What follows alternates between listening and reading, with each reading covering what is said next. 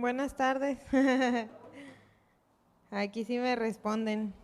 Bueno, espero que ustedes también en su casa me hayan dicho hola para no sentirme en soledad. Bueno, pues déjenme encontrar aquí mis notas que las perdí y oramos para empezar. Aquí están. Vamos a orar pues.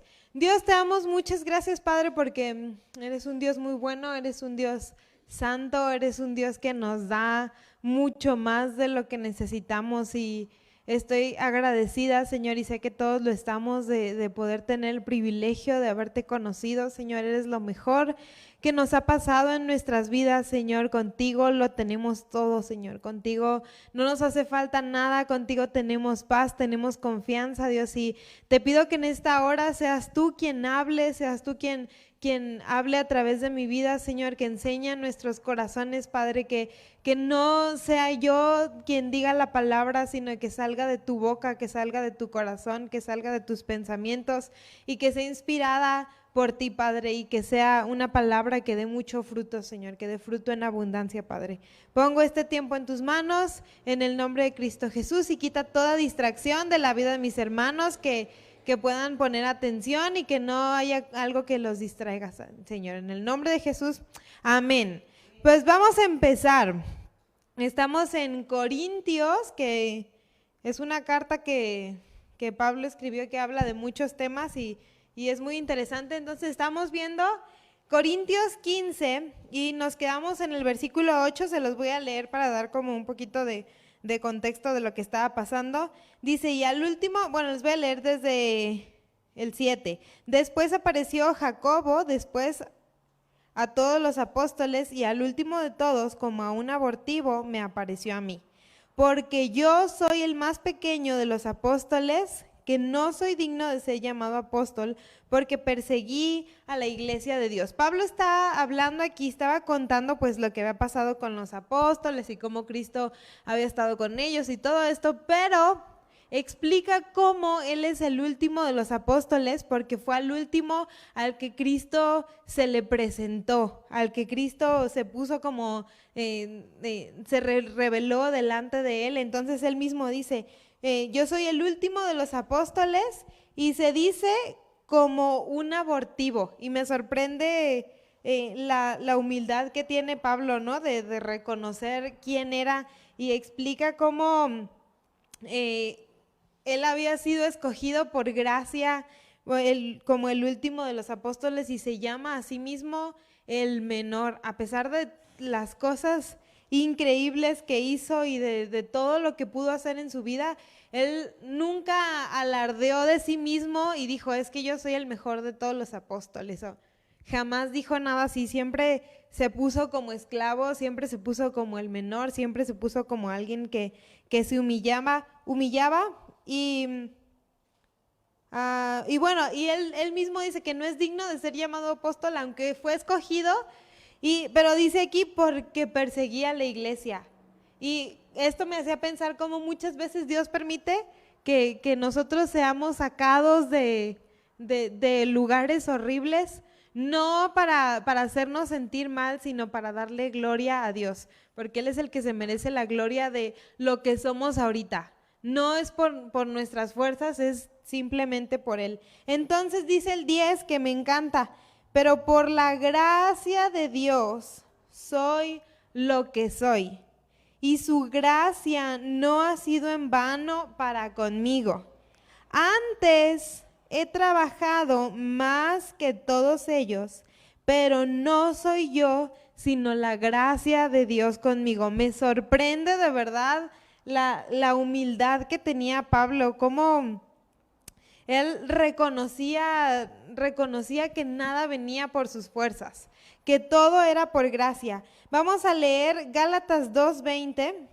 Estoy ahorita no sé si les dije, pero estoy en Primera de Corintios 15 y ya estamos leyendo el 10. Primera de Corintios, Gálatas 2:20. Dice, ya no lo sabemos de memoria. Con Cristo estoy juntamente crucificado.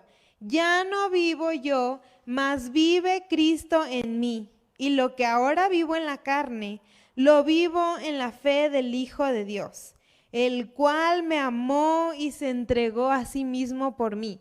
El versículo de 1 Corintios 15:10 es un versículo paralelo a Gálatas 2:20 en la parte en la que dice, al final dice, pero no soy yo, sino la gracia de Dios conmigo. Es el equivalente a la frase que dice, ya no vivo yo, mas vive Cristo en mí. Entonces me queda así como en shock la forma en la que hablaba Pablo, ¿verdad? Porque él bien pudo haber presumido lo que era o haber dicho lo que era y dice, no soy yo quien hizo todas las cosas, no es por mí quien fui elegido para ser el último de los apóstoles, fue por gracia. Y algo que entendemos aquí es que la gracia no es un asunto, la gracia no es una cosa, la gracia no es algo que sucede, la gracia es una persona. Y la gracia es Jesucristo, es el amor revelado a través de Jesucristo, esa es la gracia. Jesucristo mismo es la gracia, por eso dice, no soy yo, sino la gracia de Dios conmigo. Si Cristo no hubiera venido a la tierra, Pablo no hubiera sido nada. Entonces la gracia no existiría y no tendría poder si no hubiera sido por Jesús, por Cristo, que lo amó tanto que le permitió hacer todo eso. Y lo mismo pasa contigo y conmigo. Pero Pablo decía, ya no soy yo quien está viviendo, no soy yo quien está haciendo las cosas, no soy yo quien está actuando, es Cristo. Es Cristo quien me da la fuerza, es Cristo quien me da la inteligencia, quien me da todo lo que tengo. Entonces, Pablo entendió esta revelación tan perfectamente que pudo decir sin problema que él había trabajado más que los otros. Pero esto no significa que estaba orgulloso de sí, sino que estaba reconociendo la gracia, porque aquí mismo lo dice, después del punto y coma, y su gracia no ha sido en vano para conmigo. Antes he trabajado más que todos ellos. Gracias, bueno, va a sonar medio redundante, pero gracias a la gracia, él pudo hacer todo lo que hizo. Gracias a esto, a Cristo, él pudo trabajar un poquito más de los demás. Y porque en años y en el ministerio, si sumamos todo, pues lo que hizo Pablo fue algo increíble, aún más que Juan. Juan, creo yo que fue el de los apóstoles que más tiempo duró, que más años duró su ministerio porque murió ya viejo, ¿no? No sé cuántos años, pero ya murió, fue el que más años duró vivo. Pero aún así, todo lo que hizo Pablo tuvo mayor impacto y tuvo mayor alcance que lo que hizo Juan. Y no es porque sea mejor o peor, pero es lo que está dando a entender Pablo en este momento, pues que él, gracias a Cristo que vivió en él, pudo trabajar más que los otros apóstoles. Entonces no se está gloriando con esta frase, sino que está reconociendo que todo fue por Cristo mismo, no por él. Entonces cuando entendemos la gracia, vivimos en humildad. No podemos decir que hemos conocido a Cristo y entendido la gracia si seguimos siendo orgullosos y si seguimos siendo presumidos. Porque entiendes la gracia y te volteas a ver y te das cuenta que sin gracia, sin Cristo no tienes nada. Sin Cristo la vida no vale, no tiene sentido. Y Pablo quería que entendiéramos esto perfectamente. Y bueno, aquí hay un punto y aparte y empieza Pablo a explicar otra cosa que ya tenía como, lo ponen aquí junto, pero está separado. Entonces vamos a cambiar un poquito de tema, ya dejamos la gracia de lado, en el corazón la dejamos y seguimos adelante. En el versículo 12 dice, pero si se predica de Cristo que resucitó de los muertos, ¿cómo dicen algunos entre vosotros que no hay resurrección de muertos? Bueno, vamos a hablar un poquito del contexto de aquí, de lo que estaba pasando.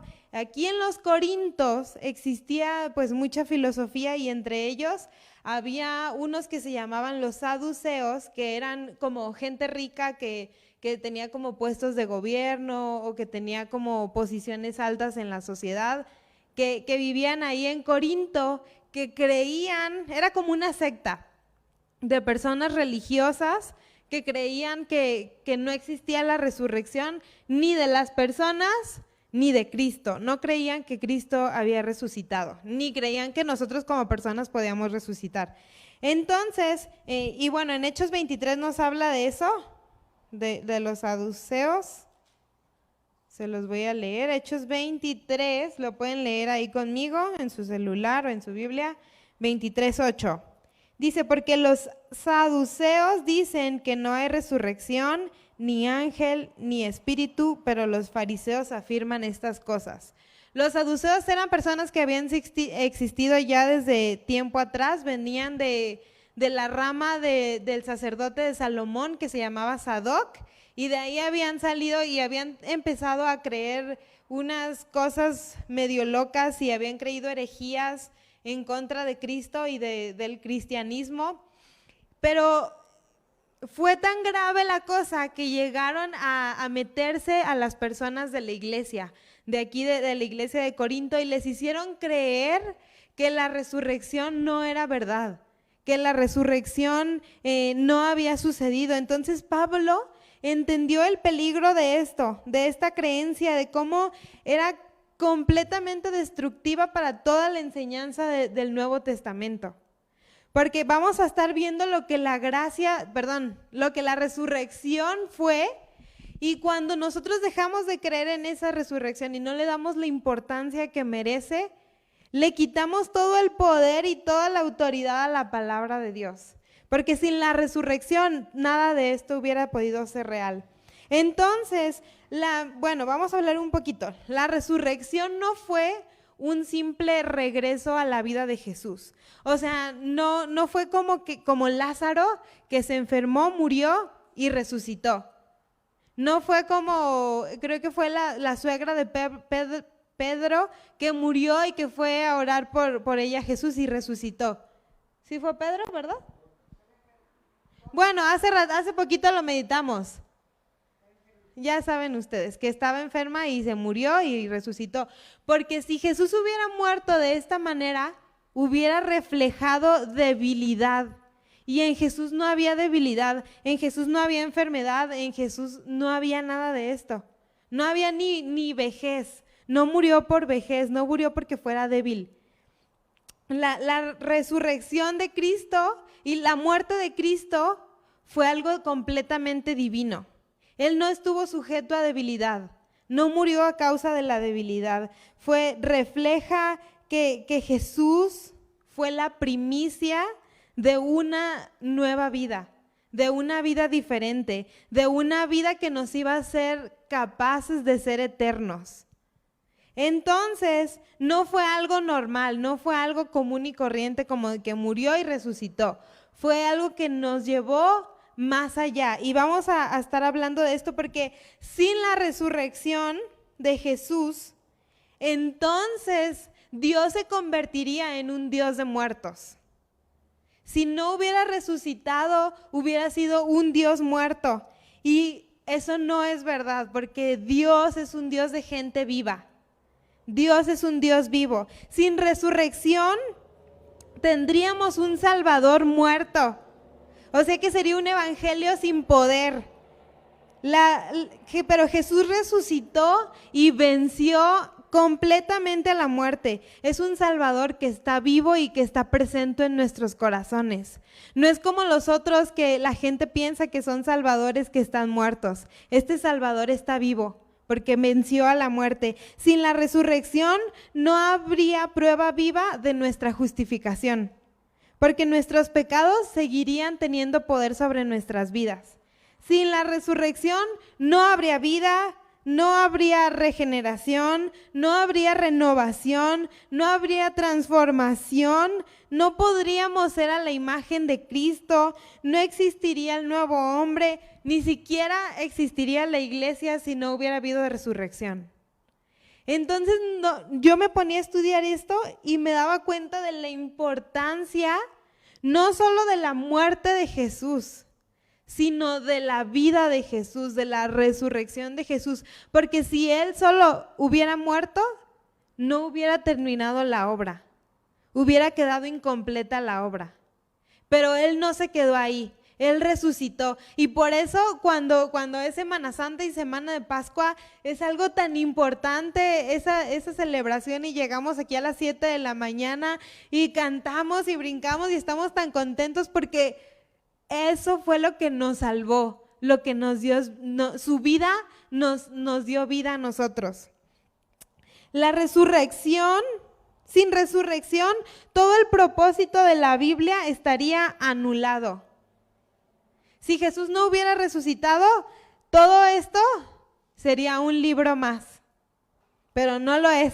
El libro tiene vida gracias a la vida de Jesús. Y Pablo entendió esto y se dio cuenta de la importancia de la resurrección, y por eso escribe todo esto, y por eso habla en contra de las herejías que los saduceos y que la iglesia de Corinto estaba hablando. Entonces, más adelante, para entender la resurrección, que es algo necesario para nosotros como cristianos, Pablo explica 6 consecuencias que vienen de no creer en la resurrección, o 6 cosas que podrían pasar si la resurrección fuera una mentira. Entonces, vamos a leer voy a ir leyendo uno por uno, pero esto está entre el 13 y el 19. Dice, empieza aquí, la primera consecuencia dice, les voy a leer el 13 que no se los he leído. Porque si no hay resurrección de muertos, tampoco Cristo resucitó.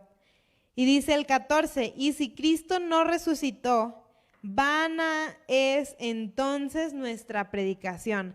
Esta es la primera consecuencia. Si Cristo no hubiera resucitado y si nosotros no tuviéramos resurrección, lo que estuviéramos hablando, lo que hablara el pastor todos los domingos, lo que predicara la pastora y todos en las células, todo lo que hiciéramos sería en vano. Todas las palabras que habláramos serían conferencias motivacionales. No tendría sentido el predicar, sería vano, sería algo completamente sin sentido. Y esa es la primera entonces, porque estaríamos hablando de un profeta muerto. Estaríamos hablando quizás de un Mahoma o de un Buda que existieron y que hicieron muchas cosas buenas, pero que murieron. Y Jesús no es así. Cristo es completamente diferente a todos esos profetas que existieron. Entonces, sigue diciendo, esta es la primera, que la predicación sería vana. La segunda, dice ahí en el mismo 14, vana es también nuestra fe. La fe en Cristo sería inútil. No tendría sentido tener fe. Pues no sé, a mí se me ocurría pensar como si fueras a un restaurante que es el más caro de todos y tuvieras que pagar la comida más cara del mundo, pero llegando al restaurante te dicen, nada más que la comida que te vamos a dar está echada a perder. Y aún así tú la pagas. Sería algo ilógico pagar por algo que no sirve. Y sería lo mismo creer en un Jesús que no está vivo, creer en un Cristo que murió y se quedó muerto.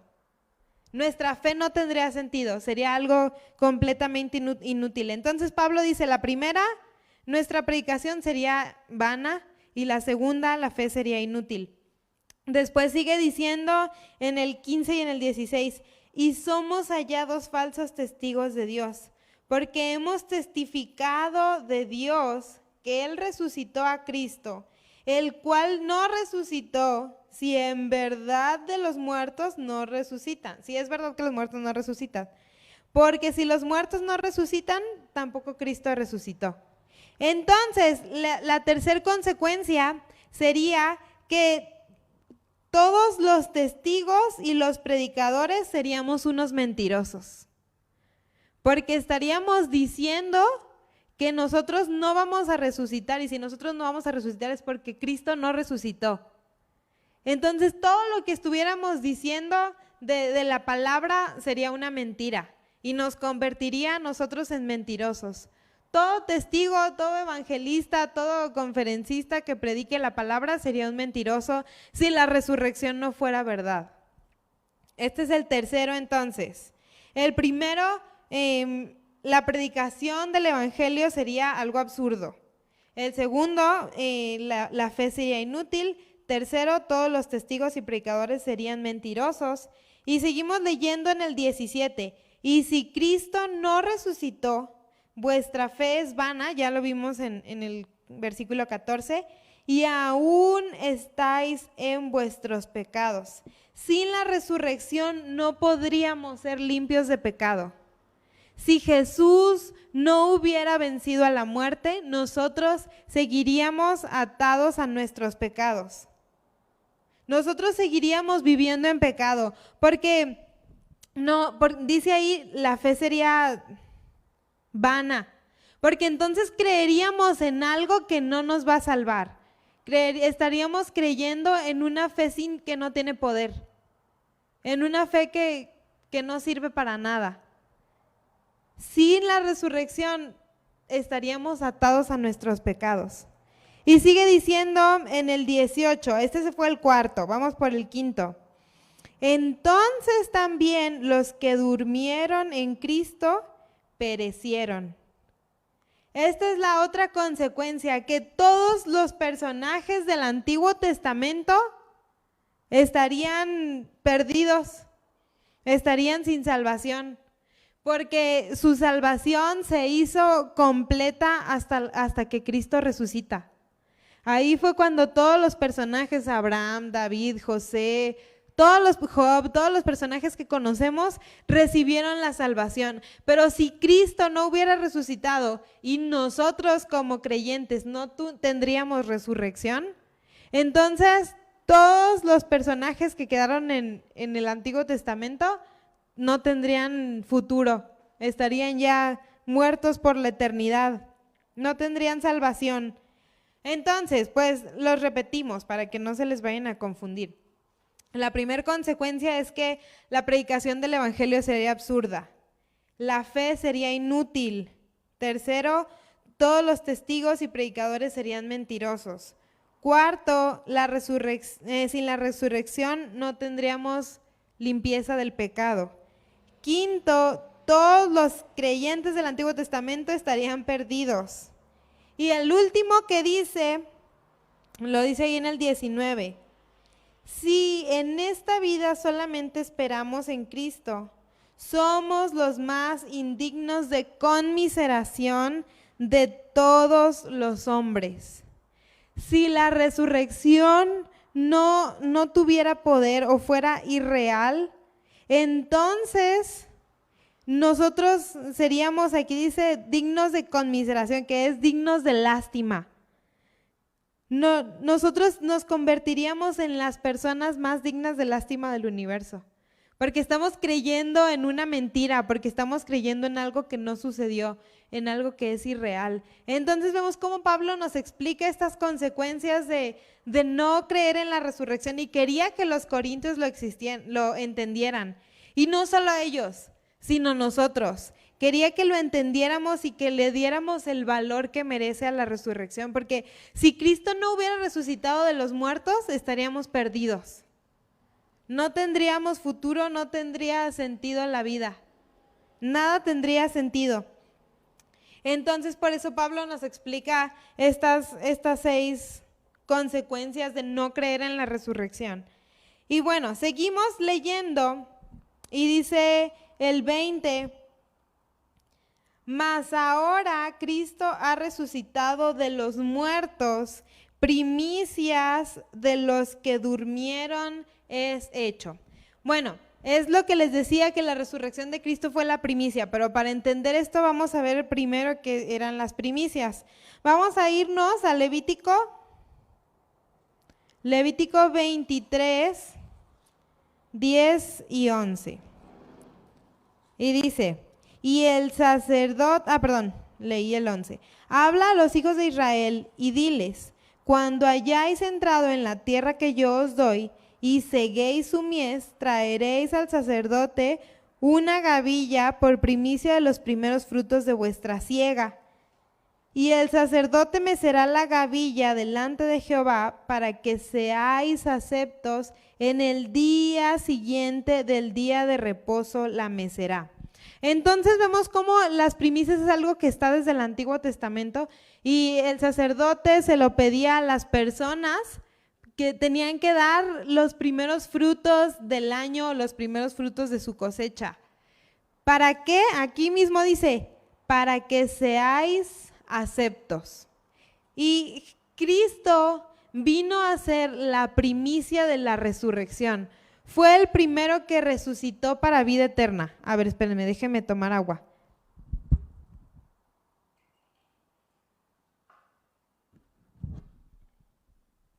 Es que como ya está conectado aquí esto, si dejo el micrófono, ya no se escucha. Pero bueno, Cristo fue la resurrección de Cristo fue la primicia. Nadie más antes. Había habido personas que eran figura de Jesucristo, como José, que fue figura de Cristo al salvar al pueblo de Israel, o como David, o varias personas que fueron figura de Jesucristo, pero ninguno resucitó de entre los muertos con tanto poder como Cristo lo hizo.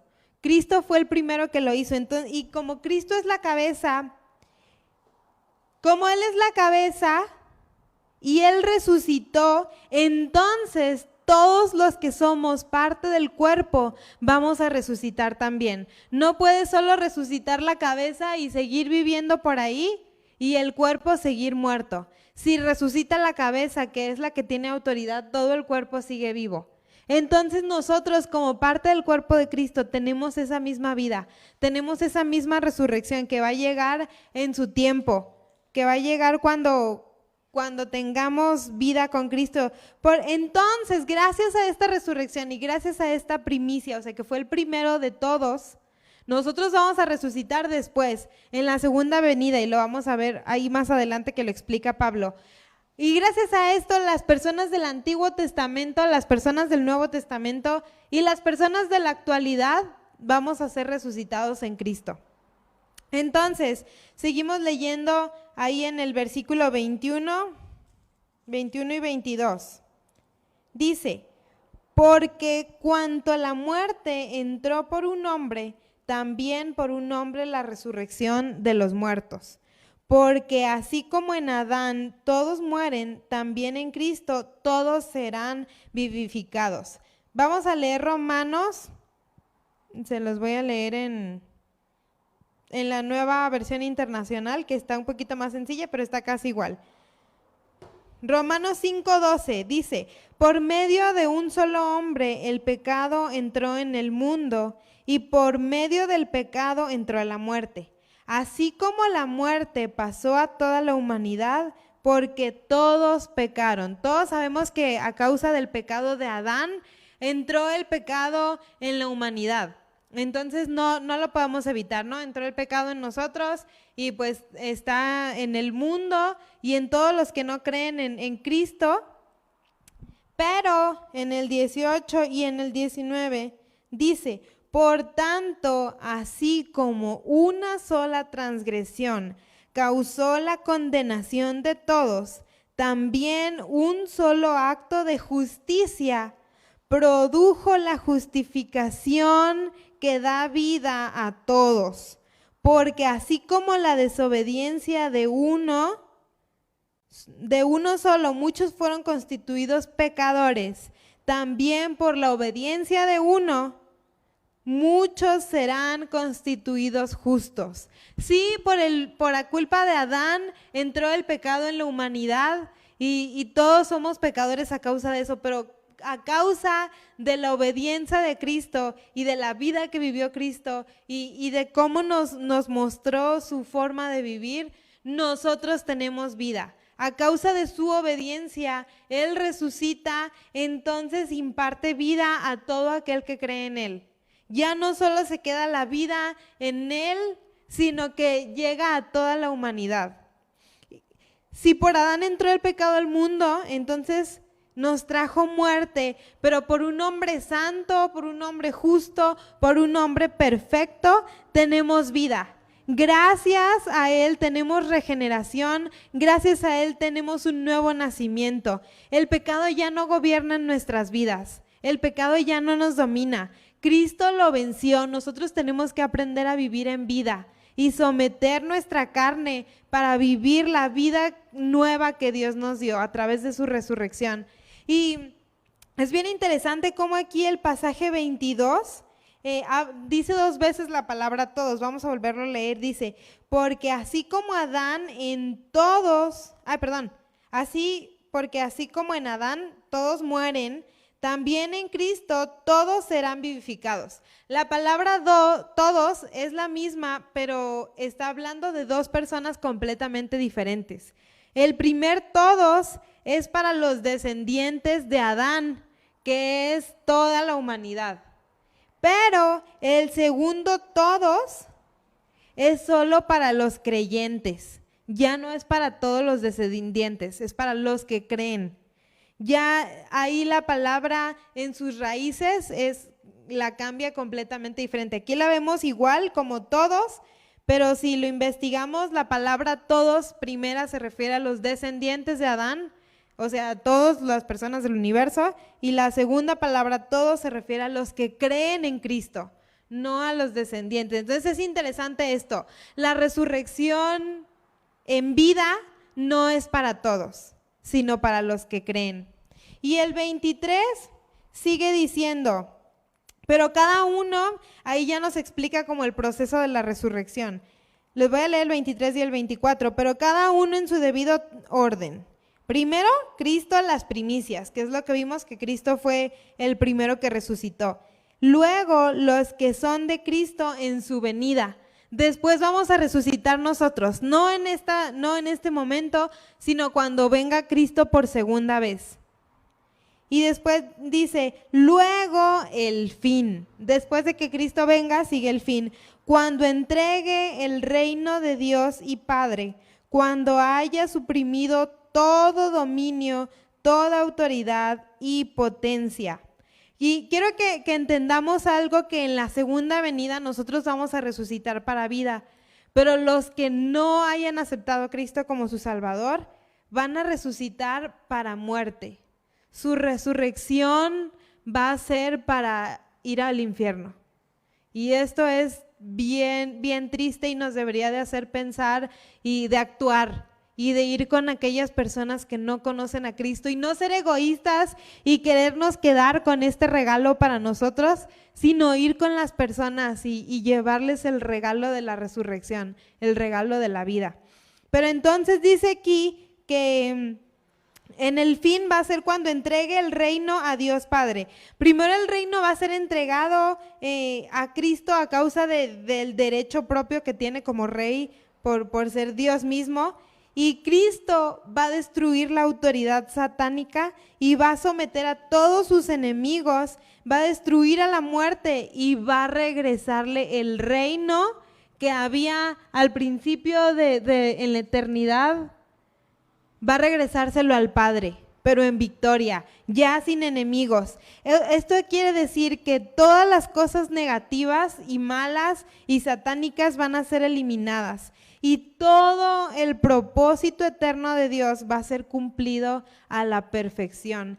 Y cuando yo estaba estudiando esto, lo único que me quedaba es ser agradecida, es humillarme delante de Dios y decirle gracias porque yo no lo merecía y tú en tu amor decidiste resucitar por mí, decidiste venir a la tierra, humillarte, obedecer, sufrir una muerte horrorosa, pero al final por amor a mí decidiste resucitar.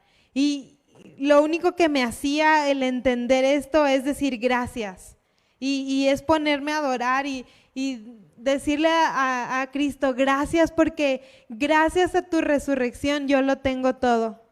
Gracias a tu resurrección no camino como perdida, camino con un propósito, camino siguiéndote a ti, camino viéndote a ti. Gracias Padre por eso, gracias Cristo por haber resucitado, por habernos amado de tal manera.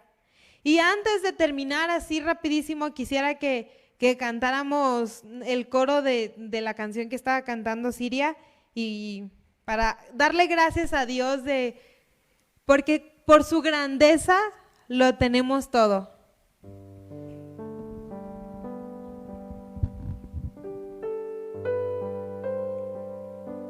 Cuán grande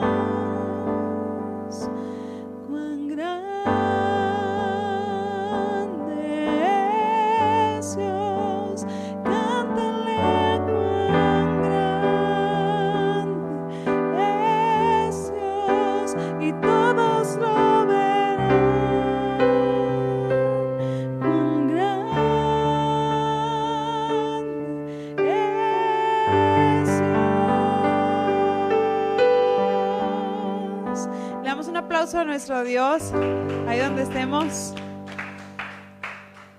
Y pues bueno, estamos despedidos, nos vemos. Bonita semana.